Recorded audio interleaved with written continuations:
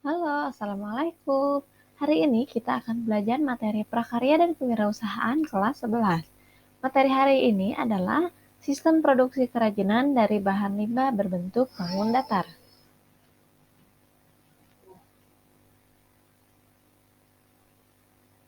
Sistem produksi kerajinan yang akan kita bahas hari ini ada 6 pokok bahasan. Yang pertama adalah jenis dan karakteristik bahan dan alat kerajinan. Yang kedua, macam-macam kerajinan berbentuk bangun datar.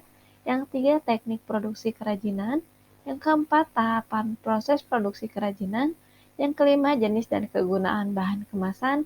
Dan yang terakhir, teknik penyajian pengemasan.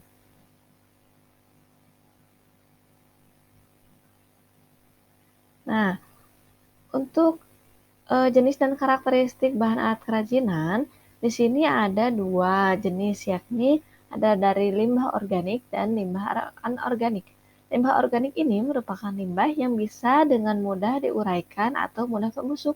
Contohnya, ada dedaunan, kulit telur, kulit buah, atau sayuran. Sedangkan limbah anorganik merupakan jenis dari limbah yang berwujud padat dan sangat sulit atau bahkan tidak bisa diuraikan dan tidak bisa membusuk. Contohnya, sampah plastik, logam, kaca, plastik, atau kaleng.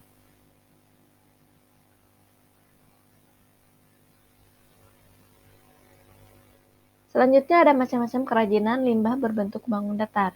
Bahan limbah bangun datar yang dapat dimanfaatkan kembali diantaranya adalah kardus, kertas semen, kertas, daun kering, plastik, pecahan keramik, plat logam, bahkan kompaktis yang sudah rusak.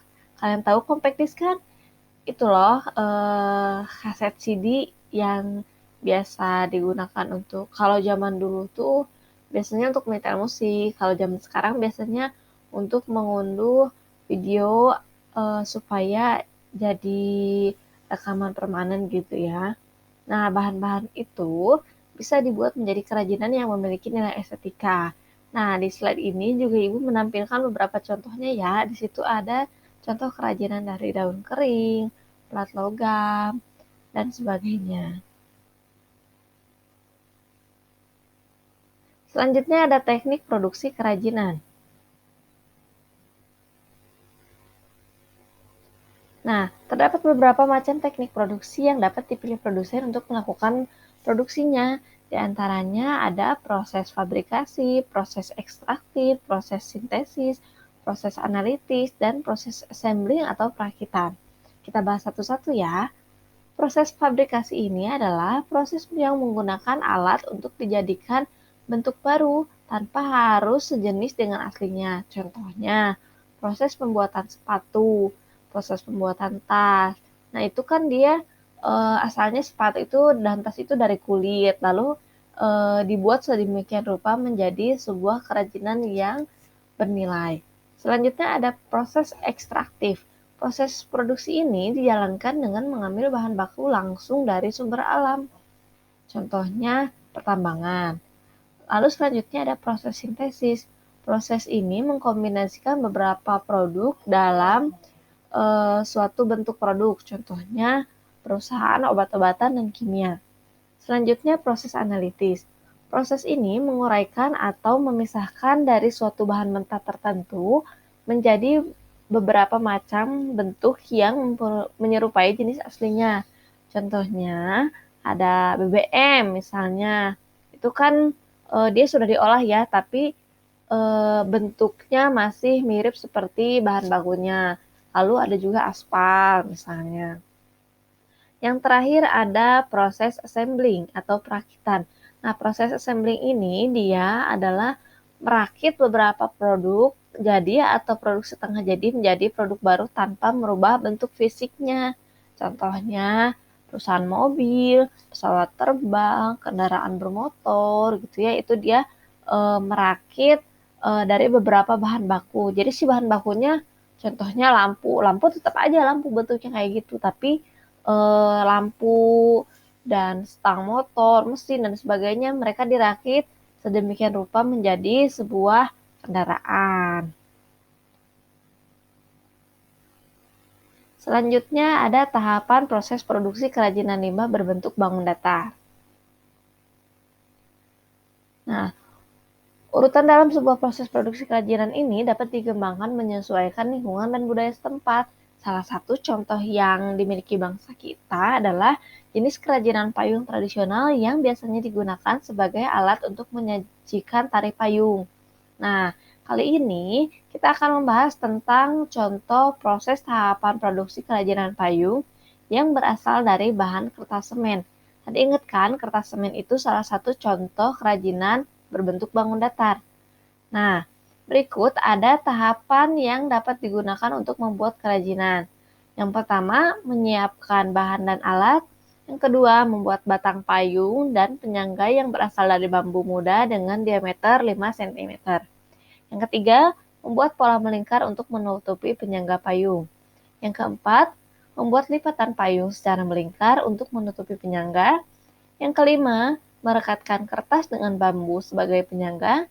Yang keenam, membuat lukisan di atas kertas dengan menggunakan kuas dan cat air supaya kerajinannya memiliki nilai lebih ya, atau nilai estetika tadi ya. Selanjutnya yang akan kita bahas adalah kemasan produk. Nah, kemasan ini harus dirancang dengan baik dan dapat membangun kualitas merek dan mendorong penjualan. Dapat kita lihat ya bahwa kemasan sangat menentukan nilai penjualan. Contohnya, kita lihat abang-abang siomay, tuh cuanki yang suka ada pinggir jalan ya. Kalau kita beli ke sana dengan harga 5.000 kita bisa dapat berapa ya? Sekitar 6 mungkin ya, 6 cuanki gitu ya, dengan diberi kuah, diberi bumbu. Nah, enak lah pokoknya, udah plus mangkoknya kita tinggal makan. Itu dia masih berjualan cuanki tradisional. Sementara sekarang sudah banyak kan cuanki-cuanki modern yang dia berbentuk kemasan, dikemas dengan sedemikian rupa, pakai dalamnya pakai plastik, kalau luarnya pakai kemasan lagi gitu ya, terus didesain menarik, kemasannya pun berkualitas tinggi gitu, bagus ya, sehingga dia bisa menaikkan nilai jual dari cuanki tersebut. Padahal kan itu masih mentah ya, kita masih harus melakukan proses memasaknya gitu ya, nggak kayak memang cuanki tadi yang tinggal aja makan. Tapi kita lebih tertarik untuk membeli si cuanki keringan tadi yang dikemasan, dan harganya bisa berkali-kali lipat, bisa 15.000, bisa 20.000. Bahkan kalau di luar Pulau Jawa itu cenderung lebih mahal karena jarang ada yang jual seperti itu gitu ya. Oke, nah pengemasan ini biasanya dilakukan produsen juga untuk merebut minat konsumen. Karena ini menarik nih gitu. Beda apabila kemasannya dikemas hanya dengan plastik bening aja, terus kalian hektar gitu ya, atau pakai dibakar pakai lilin tuh kalau zaman dulu itu kan lebih biasa aja gitu ya, kurang menarik, paling 10.000 juga udah untung lah. Kalau yang kemasan yang didesain menarik, yang dicetak gitu ya, itu bisa 25.000, 35.000 masih oke. Oke, selanjutnya ada berdasarkan struktur isi, kemasan dibagi menjadi 3 jenis, yaitu kemasan primer, sekunder, dan tersier. Nah, ini contoh kemasan primer, sekunder, dan tersier. Ada mie yang dibungkus yang satuan itu, lalu ada dus mie, jadi dari satuan-satuan itu dimasukkan ke dalam dus, lalu ada box kayu. Si dus-dus itu dimasukkan ke dalam box kayu. Oke, kita bahas satu-satu ya. Kemasan primer ini adalah kemasan yang langsung mengemas bahan pangan. Jadi langsung ya bahan pangannya dikemas oleh plastik misalnya, atau kayak mie ini. Nah, itu disebut dengan kemasan primer. Yang kedua, kemasan sekunder, ya ini adalah kemasan yang fungsi utamanya melindungi kelompok kemasan lainnya. Contohnya, ini ada dus untuk melindungi si bungkus-bungkus mie tadi ya. Si mie yang udah ada bungkusnya dimasukkan ditata rapi ke dalam dus. Nah, yang ketiga ada kemasan tersier. Dia ini adalah kemasan yang diperlukan untuk menyimpan pengiriman atau identifikasi. Kemasan tersier ini umumnya digunakan sebagai pelindung selama pengangkutan. supaya si dus-dus ini nggak rusak gitu ya dalam perjalanan, biasanya dimasukkan lagi ke dalam box besar atau apa gitu. Jadi dia terlindungi dan aman selama perjalanan. Karena kan di perjalanan itu banyak guncangan, banyak gangguan gitu ya. Oke, selanjutnya di sini ada jenis bahan kemasan kerajinan. Ada 3. Yang pertama kemasan kertas, kemasan plastik, dan kemasan kayu. Kemasan kertas ini merupakan kemasan fleksibel yang pertama ditemukan sebelum adanya kemasan plastik. Jadi dulu tuh kemasannya baru kemasan kertas gitu ya, belum ada kemasan plastik, belum ada kemasan aluminium foil yang bagus sekarang gitu ya. Nah, tapi sampai saat ini pun kemasan kertas ini juga masih banyak digunakan loh, dan masih mampu bersaing dengan kemasan lain seperti plastik dan logam. Karena yang pertama, dia harganya murah, terus dapat mudah ditemukan, terus penggunaannya juga mudah. Selain itu, dia limbahnya juga dapat terurai, berbeda dengan kemasan plastik yang sulit terurai. Nah, tapi si kemasan plastik ini juga dia masih menjadi yang paling hits gitu ya, yang paling tren karena kemasan plastik juga mudah dan murah gitu. Terus kayak kayak untuk bahan-bahan cair kan dia lebih prefer ke kemasan plastik ya daripada yang kemasan kertas. Nah, selanjutnya juga ada kemasan kayu. Nah, kemasan kayu ini biasanya digunakan untuk mengemas bahan-bahan atau produk-produk yang berat, yang seperti keramik, pokoknya yang benda-benda padat gitu.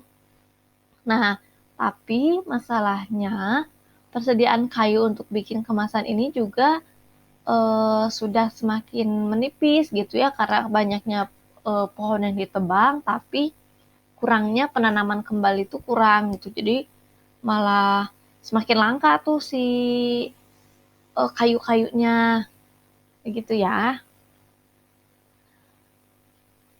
Oke, cukup sekian materi hari ini. Terima kasih atas perhatiannya. Sampai bertemu di materi selanjutnya ya. Assalamualaikum warahmatullahi wabarakatuh.